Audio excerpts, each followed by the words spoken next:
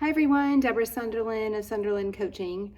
I want to share with you something that is near and dear to my heart, and I found it to be true in every organization that I've worked with regarding leadership and overwhelm, stress, feeling like there's not enough time, money, energy, engagement, clients, something is lacking. And this is across any industry, across whether they're a billion-dollar company or a startup. It's a very human belief to believe there is something lacking and something missing. Why is that? Well, we have this part of our brain, as many of you have heard from me before, called the amygdala. It's a small part of our brain that scans outside of yourself for threat. It's looking for what is missing and what could go wrong because it wants to protect you and keep you safe. And when that part of your brain runs your life, which it does when we're unconscious, and we're unconscious 96 to 98% of the time, we repeat the same fearful thought. I don't have enough time. I don't have enough money. I don't have enough clients. Something is lacking. And this creates this stress inside of ourselves when we have this belief. I mean, think about it. When you have that belief, how do you feel? You feel probably anxious in your stomach.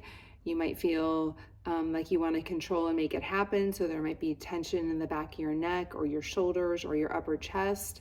Your jaw might hurt because you're just working so hard and still not getting the results you want. So you're frustrated. So I just want you to notice there's nothing wrong with you. And there is another way to really get a thriving way of living with the results you want, with more joy and peace and less tension and stress inside of your body. So I just want to share with you, I say this because most organizations I've been in have been run by this toxic fear state. And it starts with the leadership role. Again, no blame or shame. I believe from my experience, again, personally and professionally, that leaders have risen to that role because they have pushed hard, they have worked hard, they have had so much success. And this pushing and doing has left them from knowing their actual being, the actual person inside of them doing all the work. And what I have found is that the CEO, many times, from a young age, has been trying to prove something to someone very important in their life, usually their parents, and they have this belief that they aren't enough unless they achieve XYZ.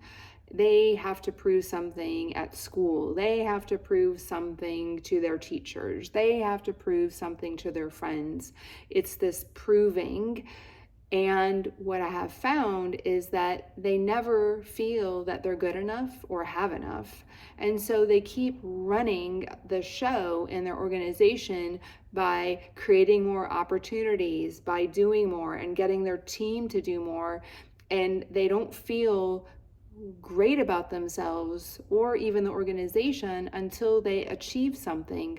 But then it's temporary because then there's got to be something else to fulfill that hole that they've created inside themselves as a young one by believing that they are lacking something inside of themselves or outside of themselves. And so the work I do is helping leaders who are truly overachievers. They're so successful, but they're feeling that there's still this hole inside of them, this lack of just being with themselves. It's not okay to rest. It's not okay to be still. It's not okay to not achieve something, that thought. And so it pushes. And so I work with these beautiful leaders around rewiring their thinking. And if we don't rewire what we're telling ourselves, we're going to continue to feel anxious, continue to be on this spiral downward. And we have to be aware of what we're telling ourselves in order to do that. And again, 96 to 98% of the time we're unconscious. That means we're not thinking about what we're thinking. We're just on autopilot doing what we're doing. So I work looking at the results that the leader actually has. They're usually ones they don't want, but they're not sure how to fix them. And so we go backwards and look at, like, what were you thinking when you made this decision? When you were having these thoughts, how were you feeling? How stressed were you? How anxious were you? How frustrated were you? And what is your belief? What is your belief about the world, yourself, your team? And we discover that these are very limiting beliefs, very limiting behaviors, very limiting feelings and thoughts that create this limiting result. That's the only way we can get a limiting result, is to have limiting thoughts and behaviors, right? It makes sense. So we work on, how do we expand and shift our thinking? How do we allow the feelings to pass so they're not triggering us and driving the show? And how do we create a well-being inside of ourselves and our teams? We must start with the leader. The leader must be well for themselves, meaning knowing how to shift from anxiety and frustration to peace and joy and clarity and trust. This shift, most people don't know how to do. And that actual shift is the key change agent, how to shift. We're usually all running like we've got 6 million things to do and try to get it all done in a minute. This is normal for all of us, but we weren't taught how to shift out of that state. It is a state of defense. And how do we shift to this state of trust and love and well-being?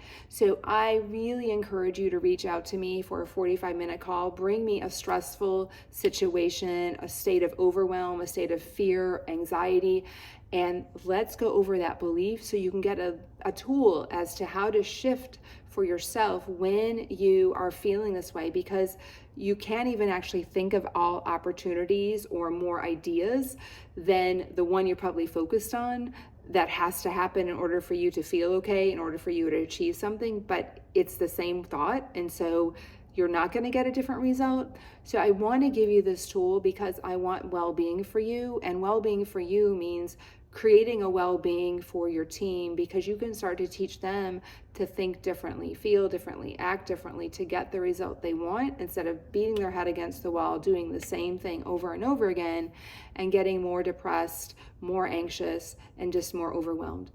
This is huge because we want to talk about mental state, we want to talk about well-being, and the only way we can do that is take responsibility for ourselves, and you are the answer.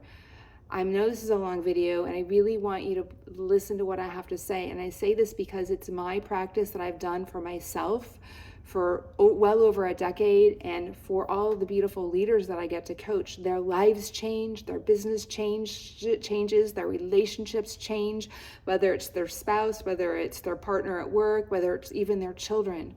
So please, grab some time with me. These are the tools I've studied for years and years and have practiced, and it works. We get the results, and I'm super excited because I know it works. Okay, hope to talk to you soon.